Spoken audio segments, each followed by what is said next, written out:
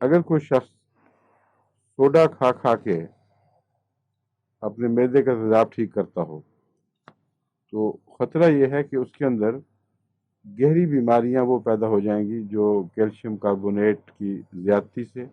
یا اس کی کمی سے پیدا ہوتی ہے۔ ایک سوال یہ اٹھایا گیا تھا کہ زیادتی کی علامتیں کیا ہوتی ہیں، کیسے بنتی ہیں، اور کمی کی کیسے بنتی ہے۔ ہومیوپیتھک میں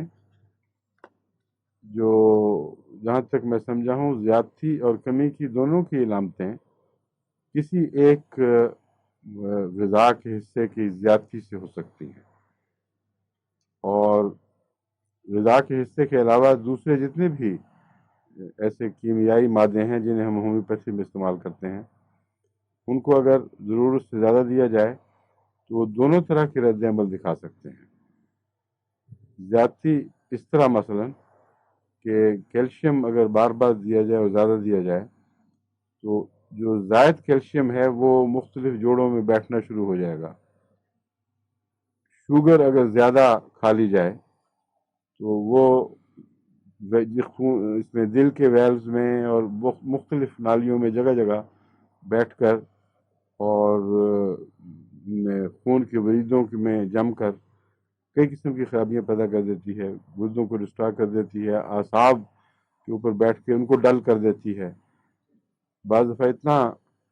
بحث کر دیتی ہے کہ ہارٹ کا اٹیک ہوا بھی ہے تو مریض کو پتہ نہیں لگتا، چھوٹے موٹے اٹیکس کا پتہ ہی نہیں چلتا، اور اسی لیے ان کو خطرہ ہوتا ہے کہ ان کی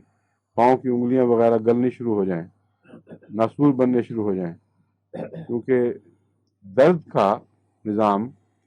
صحت کے نظام کی حفاظت کے لیے ہے، اور درد جس طرح باشعور طور پر آپ کو بتاتی ہے کہ میں کہیں سے کہیں بیمار ہوں اور اس طرح مجھے توجہ کرنی چاہیے، اس طرح غیر شعوری انسانی صحت کا نظام بھی درد سے ایک مستقل رابطہ رکھتا ہے۔ جہاں درد ہوگا اس طرح جسم کی توجہ ہوگی، جہاں درد نہیں ہوگا وہاں جسم توجہ چھوڑ دے گا۔ تو اس پہلو سے شوگر کے بہت سے نقصانات ہیں جو زیادہ ہونے کے نتیجے میں پیدا ہوتے ہیں،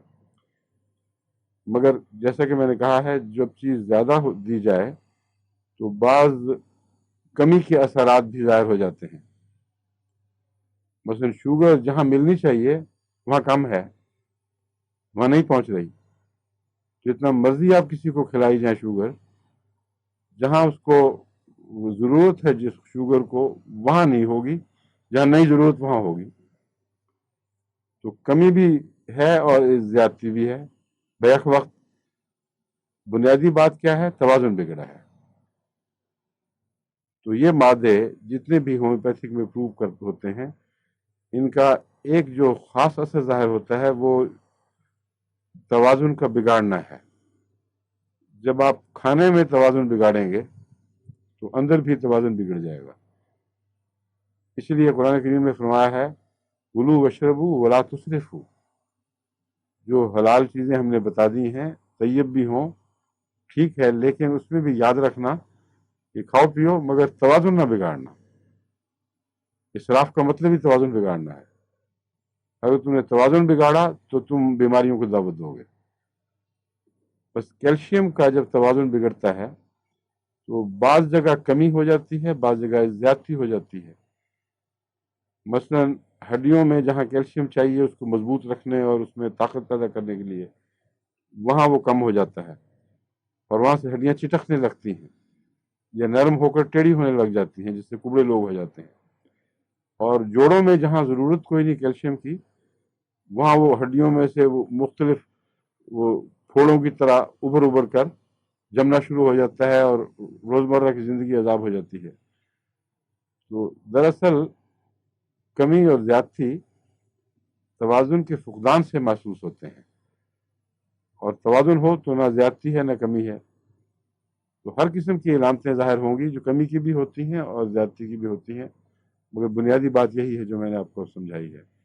اس دن کلاس کے بعد کسی نے یہ سوال کیا تھا، اس لیے میں اس کے جواب میں یہ بتا رہا ہوں اور اس کیلشیم کے حوالے سے بتا رہا ہوں۔